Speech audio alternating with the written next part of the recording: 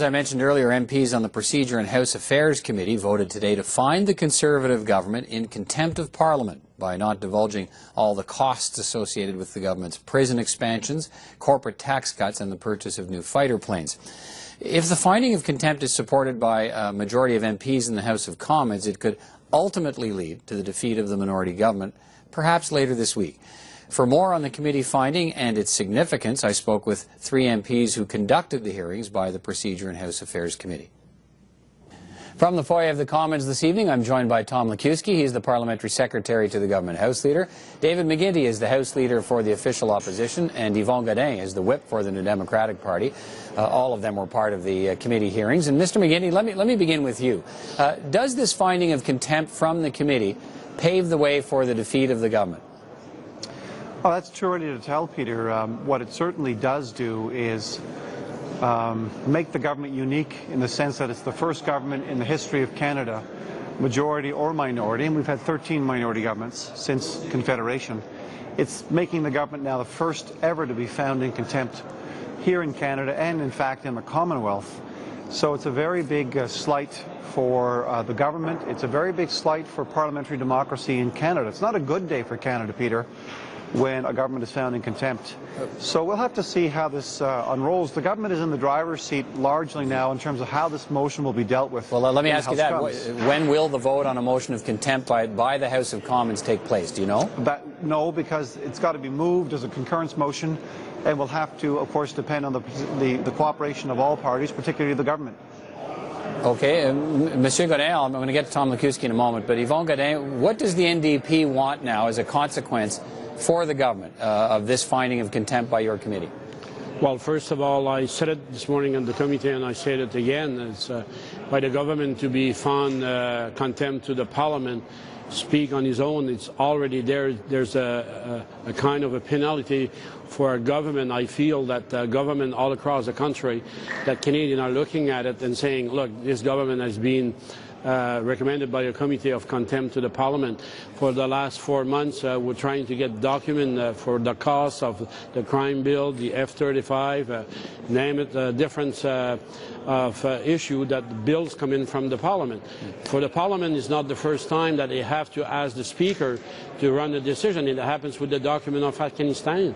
And then now, this time, it happens again, where the expert last week was very clear at the committee that parliamentarians get elected, they have the right, when a bill passed, to have all the information that they need to be able to take a decision and have in front of them what they're voting on. All right, let me move to Mr. Likiewski here. Sure. Tom Likiewski, how damaging is this contempt finding against your government, and how quickly do you want to vote on this? Well, two questions you've asked. I'll try to answer them in order. How damaging? Well, I think most Canadians see, as we see, that this was, quite frankly, more of a political ploy than anything else. The opposition trying to embarrass the government, and bringing forward a motion of contempt is something that all opposition parties supported, but it doesn't mean that we haven't given the information that was requested by the Speaker. We fully complied with everything that the Speaker asked for. That won't satisfy the opposition, but just because they're not satisfied doesn't mean that we are truly in contempt. It's a finding that they are going to use for their own political advantage. So you're suggesting this is all just politics then? But is there any weight to the finding of contempt as far as you're concerned? I think most Canadians are in support of our position, is that, look, we're concentrating on job creation and the economy. What the Liberals and the NDP appear to be doing is to try to change the channel on what's really important towards Canadians. All right. When do you want to vote? When do you want to vote on this? Well, we'll find out. It all depends whether or not there's a concurrence motion brought forward on Wednesday. I think, as both David and Yvonne know, if a concurrence motion was brought forward on Wednesday, there wouldn't be the 3 hours of debate in that day, because it's a short day. There has to be at least 3 hours of debate, and debate has to be concluded after 3 hours before a vote can be scheduled. I suspect we may see a concurrence motion brought forward on Thursday. If that happens, then the vote could be deferred, but that's all speculation. We'll have to wait and see. All right, Mr. McGuinty, so it sounds like there's no guarantee we'll get a vote on the contempt issue this week. When would we get it then? Well, largely the government's in the driver's seat here. Just on Friday, they put another 9 concurrence motions on the order paper. It's kind of it's a very complicated system, Peter, but it basically means they now have 9 opportunities to try to block this if they were so inclined. And I'm not sure if it's such a trivial thing, and Tom says it's all about games, then I would expect them not to block it at all. The fact is... Well, let me ask you that. So are you saying, do you believe the procedural measures they have at their disposals would in fact, in your view, demonstrate yet again a contempt for Parliament if they use them to block this vote by the House of Commons? Precisely. It would be contemptuous of the Speaker, contemptuous of the process. And, you know, it's really, really sad to see the Prime Minister, and have Tom repeat it here, say that this is about winning and losing some. You know, our jobs here as MPs, all parties, Peter, is to uphold the Constitution, make sure we get information for our constituents. You know, I would say to Tom and anybody out there who's giving a donation, for example, to the Conservative Party, do you think your $50 or $100 check doesn't entitle you to find out what the government's going to spend on stealth fighter planes? We think it does. We think it does, even if you don't give a contribution. Okay, Mr. Lekuski, and Yvonne, I'll come to you in just a second, but because I want to get Mr. Lekuski's response to this. Can you commit to us that your government won't take these procedural steps that David McGuinness talked about that would prevent or put off that vote on the contempt issue? Well, let me first say, Peter, I find it very ironic that both Yvonne and David would say that, you know, if there was some procedural maneuvering going on, that would be contemptuous of Parliament. We've seen nothing but that from both the Liberals and the NDP.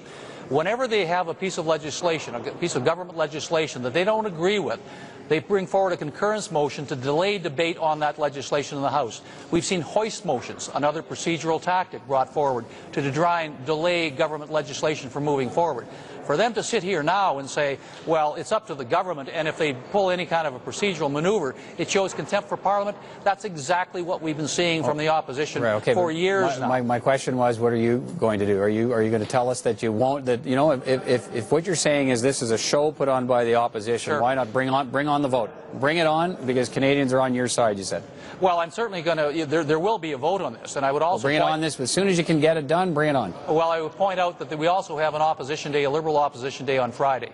Whether or not there's a vote by Friday does not prevent the Liberals from moving forward with a motion of non-confidence, citing contempt if they wish. Right. The report has been, you know, finalized and tabled in the House. They could do that on their opposition day Friday. Absolutely. All that's remaining is the vote. Mr. Godin, you wanted to jump in. Go ahead. Well, I want to jump in because Tom is talking about playing game and that. And who's playing game? I mean, you know, is it true that it took 4 months to get the information? Is it true that the Speaker of the House had to give a decision about having the committee to sit and to get the expert in? Is the expert came in and spoke to us and said, look, parliamentarians have the right to know? I mean, this is the government. I mean, the Conservative government in 2006, this is the government saying that they want to change things in Ottawa. They want to be transparent. And me as a parliamentarian, the only thing what Tom have to say, well, our government want to look about the economy, and that's what Canadians want. But at the same time, Canadians want democracy. Canadians want me as a member of Parliament to be able to get the information that I need to be able to vote. Or outside of that, what is all about then? Stephen Harper decide everything? Okay, is that the government that we want? Is that the Parliament we want? This government have no respect for the House of Commons, and it show it again. They got no respect. All right, Mr. McGuinty, given your ethical concerns about the government, does it matter to you what's in the budget tomorrow? Oh, of course it matters to us what's in the budget tomorrow. The question now is, because of the fact we've had to force the government to reveal now only part of the real costing of these 18 crime bills, we've only got part of the information on the F-35s. The Parliamentary Budget Officer keeps contradicting the government. You know, we're not getting the real story. So the real question for us in anticipation of the budget tomorrow, Peter, is can we trust these numbers, or are the books being fudged? That's the really big question Canadians have to watch for tomorrow. If the government says it will eliminate the deficit by 2015, how's it going to do that when it's costing for the airplanes, they say, is now 12 or 13 billion. Okay, but but in fact it's 29.2 billion. So even if there are even if there are things in that budget you think could be good for the country, your party's still going to vote against it because you're saying the government can't be trusted. We've been saying for 6 months we're going to read the budget. We're going to find out what it is. We're going to see what Mr. Ignatieff decides in consultation with our caucus. and we're going to go forward and do right, as we see, by Canadians. This is not a game for parliamentarians. This is about access to information for everyday working Canadians. Mr. Lukuski, your response to that? Well, let me first say about David always seems to trot out, as does Yvonne, the Parliamentary Budget Officer and some of his findings. 2 points there. Number one, I would point out that we brought forward the office of the Parliamentary Budget Officer. The Liberals, when they had a majority of government, could have done so, were encouraged to do so, but never did. We brought forward. And I also point out, and this is very important, we have had serious disagreements with some of the cost projections that the PBO has brought forward time to time. And in many of those cases, we were right. Our projections were right and his was wrong. I'm not saying that he's wrong all the time. I'm not saying we're right all of the time. But for Mr. McGuinty and Mr. Godin to say that every single time the Parliamentary Budget Officer brings forward a cost projection, he's right on the mark, is absolutely not true. He's been wrong about the size of the deficit. He's been wrong about the size of the deficit. He's been wrong about a number of other issues. We're saying here we do not agree with the Parliamentary Budget Officer. Mr. Godin, no, hang on a second. Let me ask you this. If you're so concerned about the ethical behavior of this government, why does it matter to you what's in the budget tomorrow? No, first of all, I want to say that I have never said that he was always right. What he has said, he said that we need the document in our hand and we need information to be able to vote. Okay, tomorrow you're going to have a document in your hand. It's the federal budget. But if you don't think the government's fit to govern because of their ethical breaches, then why does it matter what's in the budget? Well, we have to look as a whole. I mean, Jack Layton was very clear. If there's something that we ask that is very important for Canadians, like pension of the worker, that workers lose their job and then they lose their pension, the HST that people pay on the fuel, on their eating, that's things that we ask for Canadian will be judged after the budget is put. So if there are things in there, you like, they're not that bad a government after all. Well, I mean, it's not that bad, but maybe we could live with them for another couple of months. It's interesting. All right, gentlemen, we'll see what happens tomorrow. Thanks for your time tonight. Thanks, Peter. Thanks, Peter. Appreciate it.